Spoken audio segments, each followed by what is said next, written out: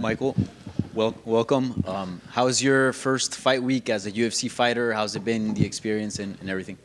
Yeah, there's a, you know, it's been amazing, man. Just getting to know the team. Team over here is just so organized, so on point, so welcoming, so hospitable, so helpful. It's good to, it really just feel like I've just been signed to, you know, a new football team, and just getting all the facilities. Everything is just done at top tier level, so professional. So yeah, I'm excited, man. I'm happy to be here. Has that brought any extra nerves? I mean, you're such a veteran that you've been around for so long and have experienced so much, but it is something new, right? Yeah, it's a new experience, but I embrace new experiences. I always say I love being a student and learning new things, and so that's how I feel. It just feels like I'm just experiencing new things. I'm just soaking it all in, and come Saturday I get to release all that energy.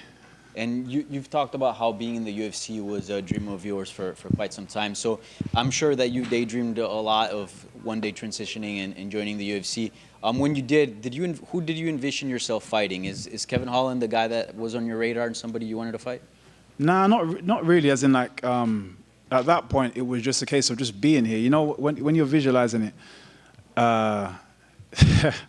when you're visualizing being in the cage, it's more just me, the crowd, what I'm doing, my finishes and how my entrances and all that kind of stuff. The opponent doesn't mean anything, because all I'm trying to do is manifest all the good points of it, and whoever get kicked in the face on the way, it doesn't matter. And what are your goals joining this promotion? Is it the belt? Is it just having fun, super fights? What is your goal now that you're in the UFC? I don't do things just to make up numbers. So we're here for the belt. I'm here to get the bling. So getting to the top is key, which is why I start with somebody or the likes of Kevin Holland. It needs to be that type of challenge. There's no point. I don't have time to be trying to build myself up, and I don't need to. And that was a conversation I had, with the UFC. They were, equally in agreement of that, and I think they've shown their intentions by giving me Kevin Holland first. Lastly, what does the path to the title look like for you? A big, entertaining knockout, and maybe another spectacular knockout, and then the belt. Michael, Kevin's known as a bit of a showman, as are you. In a way, is this sort of the perfect starting platform for you, right? If you go in there and he talks a bit of shit to you and you can talk some shit back, get the knockout, that propels you in a way that, like, Michael Chandler got propelled by Dan Hooker. Are you sort of looking at this like that? Yeah, I keep telling everybody I feel like we're going to have the first live in-cage podcast of me and him talking. But yeah, no, it's such a great fight. I think for so many different reasons. He loves to strike. I love to strike. His entertainment fact. He loves to talk. I love to kick people in the face. It just works. He does like to strike, and we've seen him make some deals in the past about staying on the feet and cutting out the grappling. Do you kind of feel like he might make that deal with you, or no? He is definitely not going to make that deal. I think he's had a taste of that style already, and yeah, I don't think he's going to want to use as many of his attributes as possible to make sure he wins this fight. In a way, though, if he does do that to you and you get to stop that and still get the victory, that shows the UFC fans that, hey, like, I'm not just this flashy guy getting strikes, I can do MMA. No, of course, and but the thing is, for me, I don't, and I've never cared to prove anything to anybody. I know what I do. I have to do it in training every single day. And the fact that people think I go to an MMA gym and only train kickboxing is wild to me, considering I'm doing MMA. So yeah, like, I'm where I'm so superior in my striking, it does feel like, everything else is miles behind, but it's slowly catching up. Last one for me. For the people who might not know, how big would you versus Leon Edwards, English versus English, be for the world title?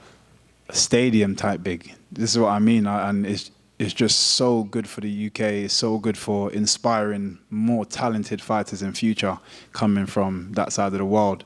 Yeah, I'm just going to keep manifesting. I'm going to keep putting it out there, and we're going to make it happen. Right here, next to you. Kind of going off of that, I know a lot of people want to see you in the UFC before, but given the state of UK MMA now with Tom and Patty and Molly and now you and Leon, is now the perfect time to kind of join the UFC, considering like that part of the world is seemingly never been better? Yeah, 100%. And this is why I say I think things just happen for a reason. I'm a big believer, and everything happens for a reason. And everyone's like, I felt like you should have been here years before and this and that. No. It happens for a reason. And as you say, look at the state of the UK MMA now. It's just a perfect time to add an explosive, exciting, very good-looking guy. I know you had a few things to say about the UFC gloves, but have you had a chance to actually get into the Octagon? Because in Bellator, there's not a lot of corners. You can't really corner a guy in there in the circle. Mm-hmm. Yeah, so I've actually been in the cage. The cage is fine. The canvas is unbelievable. It's amazing.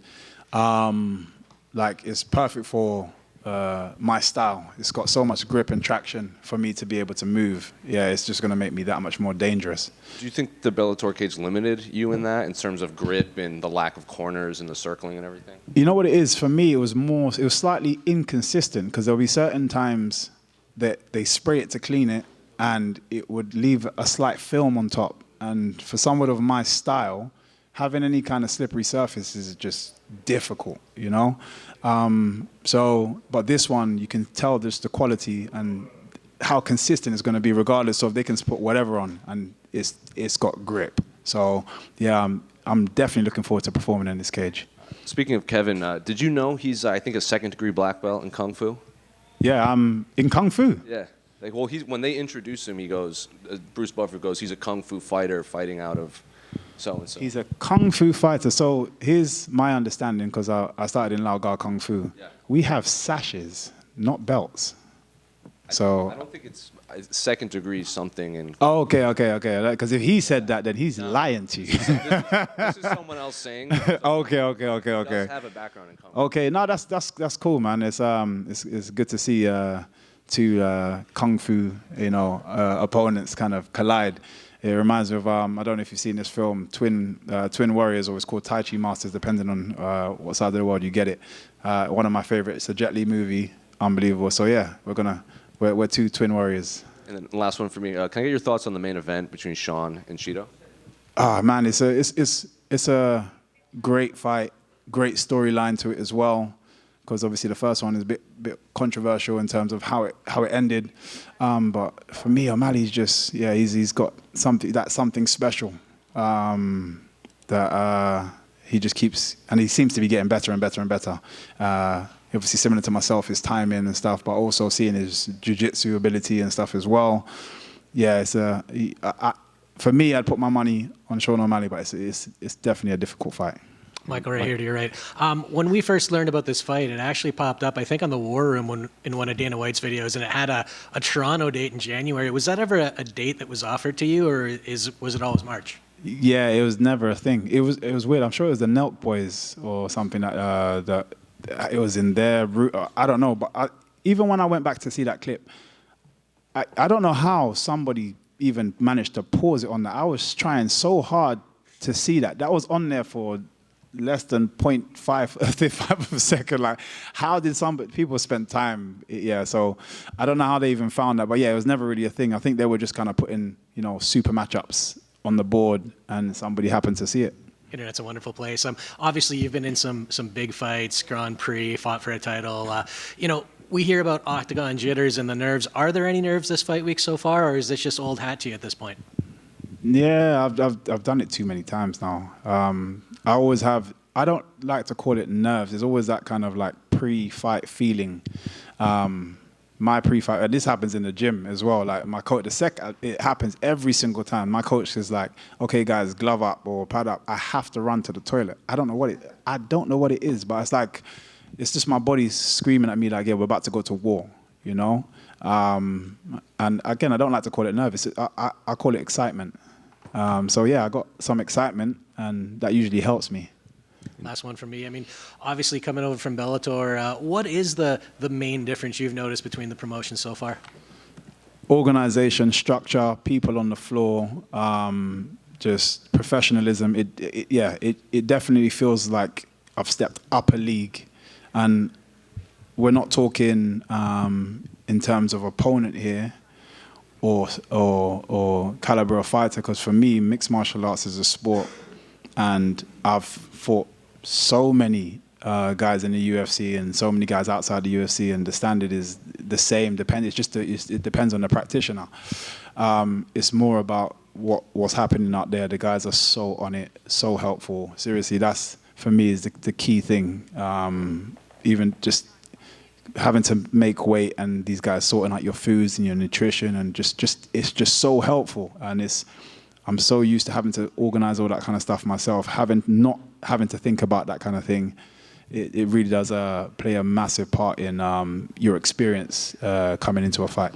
And Michael, right here. I think one of the unique things about you, covering you through your Bellator years, was you would always mention how one day you would go to the UFC. Like, you didn't hide that. You didn't give politically correct answers. I guess, why did you manifest that so early on? And I guess, why did you see yourself, no matter what happened, ending up here? It was, I guess, for me, it's because it was my intention at the start. So it wasn't something that I've ever lost sight of. I was a typical fan before, so I only knew UFC. You know, I was probably the guy that would probably ask you the question, "Do you do UFC?" You know, at the time. So going into mixed martial arts was me wanting to go to UFC, to the point where I was considering moving to America, because at the time I was like, well, the only way I'd be able to be good or even learn mixed martial arts is that I'd have to move to the States. You know, this is just me being clueless, that not knowing that there is mixed martial arts everywhere. Until I came across my gym, London Shoot Fighters, and then, just fell in love with the team there, the guys, the coaches there, and then kind of started my journey from there. But I think I've just never lost sight of wanting to eventually come here at some point, just because it was my original goal. So yeah, I think that's why I just want to manifest what got me started in the first place. Michael, over here. Obviously, you mentioned that this is a dream come true for you. So how and when did those conversations start with the promotion, and when did you really have it sink in that, hey, I'm about to go make my UFC debut? So interestingly enough, actually, I think their first reach out, which was kind of a mistake on their part, because it kind of showed their interest. Basically, when I did my bare knuckle fight and I announced that I'm doing my bare knuckle fight, people started reaching out like, oh, does that mean he's a free agent? And obviously the UFC reached out like, is he a free agent? And we're like, oh, so somebody's interested, huh? So obviously that was them initially, and it was like, oh, no, still with Bellator, got X amount of fight, but I've got this amount of time left, and then we can speak thereafter. And then the conversation just remained open, if you know what I mean. So, so we kind of started from there. And then it's weird, it was a bit of a longer process in the beginning, and then it just sped up right towards the end, to the point where we even just the announcement of the fight, we hadn't even confirmed everything. I want to say that three days before. So yeah, it's been a crazy ride, a roller coaster ride. Hi, Michael. Greetings for Ecuador. Do you think winning this fight will put you in the ranking a possible title career? Sorry, say the last bit again. Do you think winning this fight will put you in the ranking and a possible title career match? Okay. Yeah, 100%. I think the reason, like I said, the reason why I've even got a fighter of this standard, at this level, is because of their intentions is aligned with mine of wanting me to be at the top. I think, I always say, I think the added value that I think I bring is that I'm very capable of marketing myself without anybody. I'm very good at marketing. I'm very aware of how to utilize certain spaces to help market myself. And I think they understand me with a title and my brain and how to market as well. It's great for everybody, all parties involved. So yeah, definitely, this win will put me up there. How you doing? You all right? Good. I just wanted to get your thoughts on Ian Gary, because in the last media day, he gave a prediction to the fight and basically said you got no chance against Kevin Holland. So I just wanted to... Yeah, I think everyone's entitled to their opinions. I never like to need to crush anybody for their opinion. He's allowed to share his thoughts because he's doing it at the top level now. I also think that's a little bit of worry, I think that's a little bit of, I hope he gets crushed, because it means then I'm not in line for anything. Because, you know, me winning means I'm potentially in line to have to do it. And now I can't be like, oh, no, there's other reasons why I can't fight him. So you're going to find a lot of people wishing for my downfall that are in the division simply because they don't want to cross me. And they know what that's going to mean. So, yeah, that's how I see it. I don't need to tear him down for anything. You're happy for your opinion, happy to take it on board, and happy to throw it back in your face when I knock him out.